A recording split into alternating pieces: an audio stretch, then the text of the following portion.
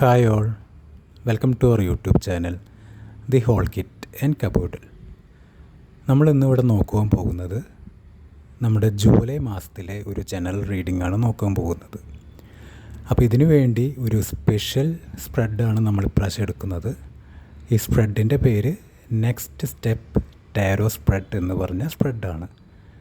ഇവിടെ നമ്മൾ 5 കാർഡുകളാണ് എടുക്കുന്നത്.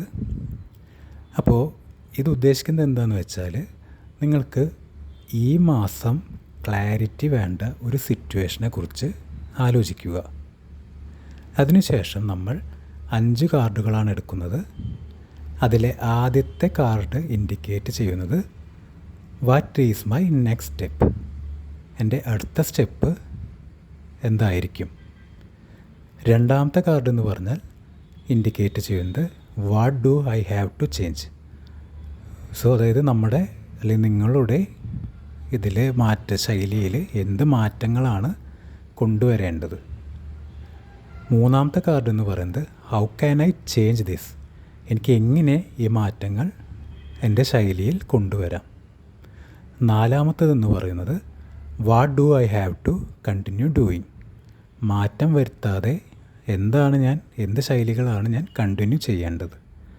ഇനി അഞ്ചാമത്തെ കാർഡ് എന്ന് പറയുന്നത് how my life will change as A result of this next step, അതായത് ഈ നെക്സ്റ്റ് സ്റ്റെപ്പ് എടുക്കുക വഴി എൻ്റെ ജീവിതത്തിൽ എന്ത് മാറ്റമാണ് വരുവാൻ പോകുന്നത്. അപ്പോൾ നമ്മളിവിടെ ഓൾറെഡി 5 കാർഡുകൾ എടുത്തു വെച്ചിട്ടുണ്ട്. ഇനി നമുക്ക് ഓരോ കാർഡുകൾ എന്താണ് ഇൻഡിക്കേറ്റ് ചെയ്യുന്നതെന്ന് നോക്കാം. അപ്പോൾ ഇവിടെ ആദ്യത്തെ കാർഡായിട്ടുള്ള what is my next step എന്ന് പറഞ്ഞ സ്ഥലത്ത് വന്നിട്ടുള്ളത് നമ്മുടെ 4 ഓഫ് കപ്സ് എന്ന് പറഞ്ഞ കാർഡാണ്. അപ്പോൾ ഇത് നിങ്ങളോട് ഇൻഡിക്കേറ്റ് ചെയ്യുന്നത് നിങ്ങളിപ്പോൾ ഇമോഷണലി സ്റ്റക്കായിട്ടിരിക്കുന്ന ഒരു സിറ്റുവേഷനിലാണെങ്കിൽ അതിൽ നിന്നെല്ലാം പുറത്ത് കടക്കാനാണ് നിങ്ങളോട് പറയണം. അതായിരിക്കണം നിങ്ങളുടെ നെക്സ്റ്റ് സ്റ്റെപ്പ് എന്ന് പറയുന്നത്. അപ്പോൾ നിങ്ങളുടെ മടി കാരണോ ഇനേഷ്യ കാരണോ നിങ്ങൾക്ക് ഓൾറെഡി വന്നിട്ടുള്ള ക്രിയേറ്റീവായിട്ടുള്ള ഐഡിയാസോ ഓപ്പർച്യൂണിറ്റീസോ നിങ്ങൾ വേണ്ടെന്ന് വെച്ചിട്ടുണ്ടായിരിക്കാം. അത് ഇവാലുവേറ്റ് ചെയ്യുവാനാണ് നമ്മളോട് ഫസ്റ്റ് കാർഡ് പറയുന്നത്. രണ്ടാമത്തെ കാർഡ് അതായത് what do I have to change എന്ന് പറഞ്ഞ സ്ഥാനത്ത് വന്നിട്ടുള്ളത് നൈറ്റ് ഓഫ് വാൺസ് എന്ന് പറഞ്ഞ കാർഡാണ്. സോ ഇത് ഇൻഡിക്കേറ്റ് ചെയ്യുന്നത് നിങ്ങൾ ആലോചിക്കാതെ ധൃതി പിടിച്ച് എന്തെങ്കിലും ഒരു റിസ്ക് എടുക്കാനാണ് പോകുന്നതെങ്കിൽ അതൊരിക്കലും ചെയ്യരുത്. നിങ്ങളൊന്ന് സ്ലോ ഡൗൺ ചെയ്യുക, അതായത് ആലോചിച്ചതിന് ശേഷം വളരെയധികം ചിന്തിച്ചതിന് ശേഷം മാത്രമേ എന്തിലും പ്രവർത്തിക്കാൻ പാടുള്ളൂ. അപ്പോൾ നിങ്ങൾ ധൃതി പിടിച്ച് ഒന്നിലും ആലോചിക്കാതെ എടുത്ത് ചാടി റിസ്ക് എടുക്കുന്ന ഒരാളാണെങ്കിൽ അങ്ങനത്തെ ഒരു ശൈലി നിങ്ങൾ ഒഴിവാക്കണമെന്നാണ് ഈ കാർഡ് ഇൻഡിക്കേറ്റ് ചെയ്യുന്നത്.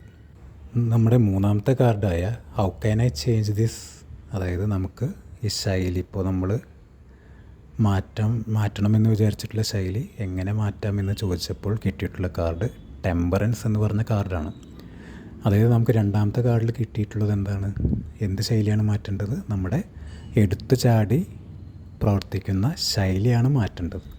അപ്പോൾ അത് മാറ്റാൻ നമ്മൾ എന്ത് ചെയ്യണമെന്നാണ് മൂന്നാമത്തെ കാർഡ് ഇൻഡിക്കേറ്റ് ചെയ്യുന്നത്. സോ അങ്ങനത്തെ ഒരു എടുത്തു ചാടിയുള്ള ഒരു പ്രവൃത്തി മാറ്റണമെങ്കിൽ നമ്മൾ മിതത്വം പാലിക്കണമെന്നാണ് പറയുന്നത്. അതായത് വളരെ ബാലൻസ്ഡ് ആയിട്ട് ആഴത്തിൽ ചിന്തിച്ചതിന് ശേഷം മാത്രമേ പ്രവർത്തിക്കാൻ പാടുള്ളൂ എന്നുള്ള ഗൈഡൻസാണ് നമുക്ക് കിട്ടുന്നത്. നമ്മുടെ നാലാമത്തെ കാർഡായ എന്ത് ശൈലിയാണ് ഞാൻ കണ്ടിന്യൂ ചെയ്യേണ്ടതെന്ന് ചോദിച്ചപ്പോൾ നമുക്ക് കിട്ടിയിട്ടുള്ളത് ദി സൺ എന്ന് പറഞ്ഞ കാർഡാണ്. വളരെ പോസിറ്റീവായിട്ടുള്ള കാർഡാണ്. അപ്പോൾ നമ്മുടെ ഉള്ളിലെ കുട്ടിത്തം, അതായത് എല്ലാവരുടെ ഉള്ളിലൊരു ഇന്നർ ചൈൽഡ് ഉണ്ടായിരിക്കും. ആ ചൈൽഡ് എല്ലാത്തിനും ഒരു കൗതുകത്തോടു കൂടിയാണ് നോക്കിക്കാണുക. അപ്പോൾ അതുപോലെ തന്നെ നമ്മൾ എന്ത് പ്രവൃത്തിയാണെങ്കിലും എന്തൊരു പുതിയ ജോലിയാണെങ്കിലും നമ്മളതിനൊരു കൗതുകത്തോടു കൂടി നോക്കി വളരെ സന്തോഷത്തോടു കൂടി പ്രതീക്ഷയോടു കൂടി ഇരിക്കുവാനാണ്, അല്ലെങ്കിൽ ആ ശൈലി കണ്ടിന്യൂ ചെയ്യുവാനാണ് നമ്മളോട് ഗൈഡൻസ് തരുന്നത്. അപ്പോൾ അഞ്ചാമത്തെ കാർഡ് എന്ന് പറയുന്നത് ഇങ്ങനെയെല്ലാം പ്രവർത്തിച്ചാൽ നമ്മുടെ ലൈഫിൽ എന്ത് മാറ്റമാണ് വരുന്നതെന്നാണ് നമ്മൾ ചോദിച്ചത്.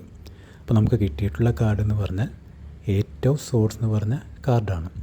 അപ്പോൾ നിങ്ങളെ തന്നെ നിങ്ങളുടെ കഴിവുകളെയൊക്കെ അണ്ടർ എസ്റ്റിമേറ്റ് ചെയ്തിട്ടുണ്ടായിരിക്കാം.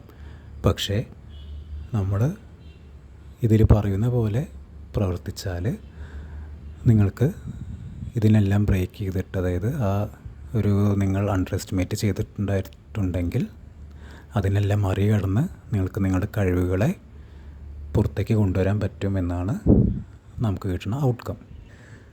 നിങ്ങൾ നിങ്ങളുടെ ലിമിറ്റിംഗ് ബിലീവ്സിനെ ബ്രേക്ക് ചെയ്യുമെന്നാണ് നമ്മളോട് പറയുന്നത്. അപ്പോൾ നിങ്ങൾക്ക് ഈ റീഡിംഗ് ഇഷ്ടമായിട്ടുണ്ടെങ്കിൽ please like, subscribe and enable the notifications. Thank you. Thanks for watching my channel, The Whole Kit and Caboodle. We will see you in next video.